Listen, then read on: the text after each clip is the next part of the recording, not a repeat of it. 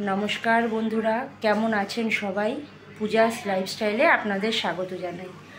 আজ রবিবার, সকাল সকাল বরমশাইকে জিজ্ঞাসা করলাম যে আজ মেনুতে কি হবে, লাঞ্চে কি খাবে।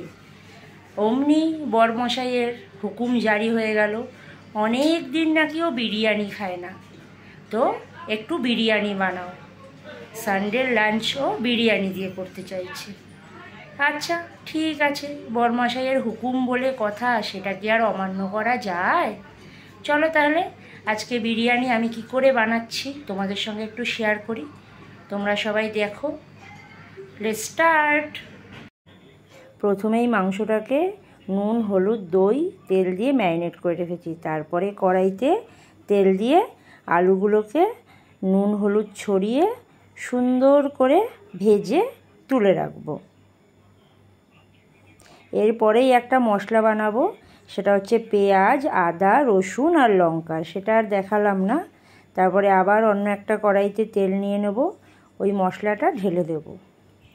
ঢেলে দিয়ে ভালো করে নুন আর হলুদ দিয়ে মশলাটাকে কষিয়ে নেব। মশলাটা অলমোস্ট কষানো হয়ে এসছে।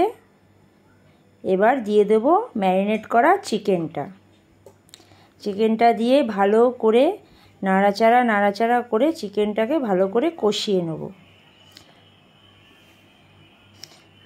এই চিকেনটা কষানো হয়ে গেছে। এবার চিকেনে দিয়ে দেবো আলুগুলো দিয়ে আবারও একটু কষিয়ে নেব।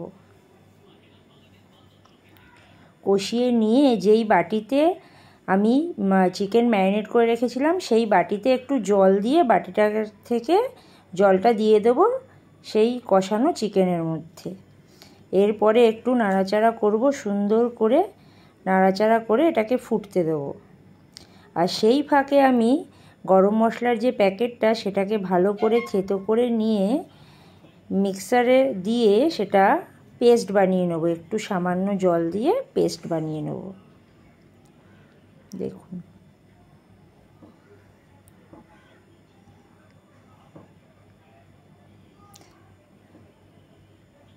পেস্টটা আমার হয়ে গেছে।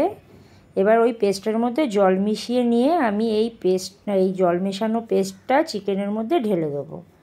চিকেনের মধ্যে ঢেলে দিয়ে সুন্দর করে চিকেনটাকে ফোটাবো।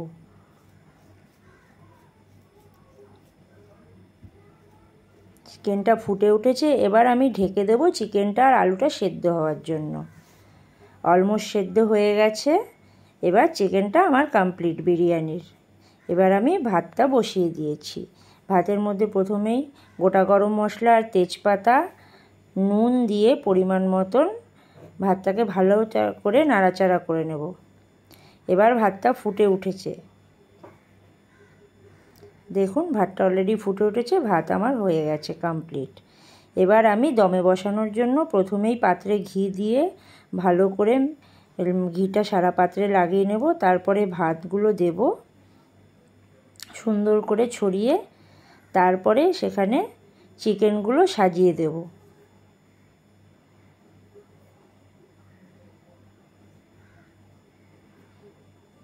চিকেনগুলো সাজিয়ে দিয়ে তারপরে দুধ, কেওড়া জল, গোলাপ জল আর আতর দিয়ে একটা মিশ্রণ বানিয়ে রেখেছি, সেই মিশ্রণটা দেব। দিয়ে ঘি দেব। এখানে ঘি দেওয়াটা স্কিপ হয়ে গেছে। আবারও সেম প্রসেসে আমি ওরকমভাবেই এরকম স্তরে স্তরে করে বিরিয়ানির ইয়েটা করব।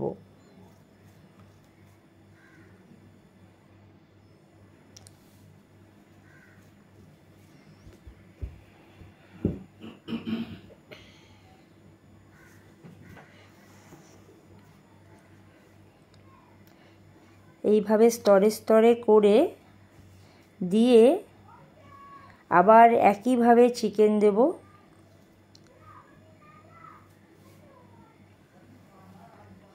এইভাবে আমি 3 থেকে 4টে স্তর তৈরি করব এই বিরিয়ানিটা দমে বসানোর জন্য।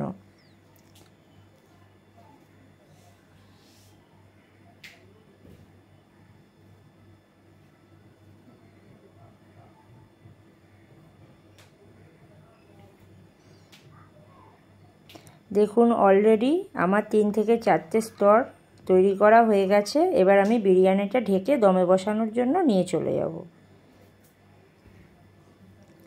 প্রথমেই গ্যাসটা জ্বালিয়ে নিলাম, একটা পাত্রে হাফ পাত্র জল নিয়ে সেটা বসিয়ে দিলাম। তার উপরে এই যে তৈরি করে রেখেছি বিরিয়ানির যে স্তর স্তর করে, সেই পাত্রটাকে বসিয়ে দিলাম। বিরিয়ানি আমার হয়ে গেছে। এবার দেখুন কত সুন্দর ঝরঝরে বিরিয়ানি হয়েছে।